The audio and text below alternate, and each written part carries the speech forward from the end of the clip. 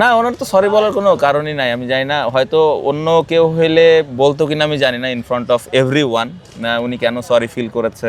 Obviously আমার মনে হয় সবাই মিস করবে, সবাই মিস করবে। পার্সোনালি যদি আমাকে বলেন, অবশ্যই আমি একটু বেশি হয়তো মিস করব, এটাও অস্বীকার করার কিছু নাই। যতটুকু উনি কাজ করেছেন এবং আমরা যতটুকু সময় ওনার সাথে কাটিয়েছি, খুব ভালো সময় কাটিয়েছে এবং আই হোপ উনি এইচপিতে আরও বেটার কাজ করবেন। যখন ন্যাশনাল ড্রেসিং রুমে যাবেন তখন একজন লোক থাকবে না, আপনার senior assistant coach, will you miss him?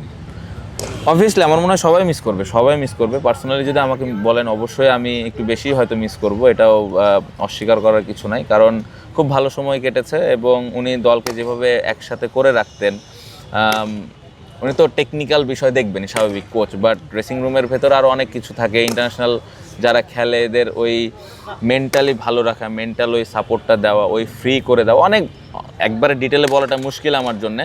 I hope আপনি বুঝতেছেন। সো এই আন্ডারস্ট্যান্ডিংগুলো ওনার সাথে, এত দিনের আন্ডারস্ট্যান্ডিং প্রত্যেকটা প্লেয়ারের সাথে, ক্যাপ্টেনের সাথে, কোচের সাথে, এই জিনিসগুলো অবশ্যই আমরা মিস করব। এবং আসলে মিস সালাউদ্দিন ভাইকে অ্যাজ এ মানে what was his role basically in the team?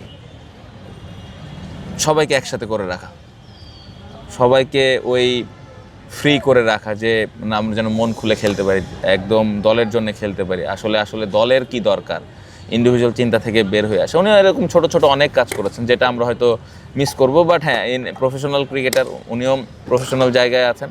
এখান থেকে আমাদের বের হয়ে সামনের দিকে যেতে হবে এবং উনি যে জায়গায় আছেন খুব ইম্পর্টেন্ট জায়গায়। আই হোপ যে ওইখান থেকে ভালো ভালো প্লেয়ার এখন তো আপনি অনেক চাহিদা সূচি দিবেন তাকে, যে আমার এই বোলার লাগবে, এই ব্যাটসম্যান লাগবে, এগুলো লাগবে। দাদা অবশ্যই আমার মনে হয় খুব ইম্পর্টেন্ট জায়গায় আছেন এবং আই ফিল যে যতটুকু উনি কাজ করেছেন এবং আমরা যতটুকু সময় ওনার সাথে কাটিয়েছি, খুব ভালো সময় কাটিয়েছে এবং আই হোপ উনি এইচপিতে আরও বেটার কাজ করবেন। আর সালাউদ্দিন, আরে খুলে না, লাস্ট প্রশ্ন। কালকে তো সালাউদ্দিন এই শোতে, এখানে একটা শোতে আপনার কাছে অ্যাপোলজি চাইছে যে সরি, আমি শান্তকে অনেক কিছু মানে বলছি, না আই রিয়েলি ফিল সরি। আপনি কি তাকে ফরগিভ?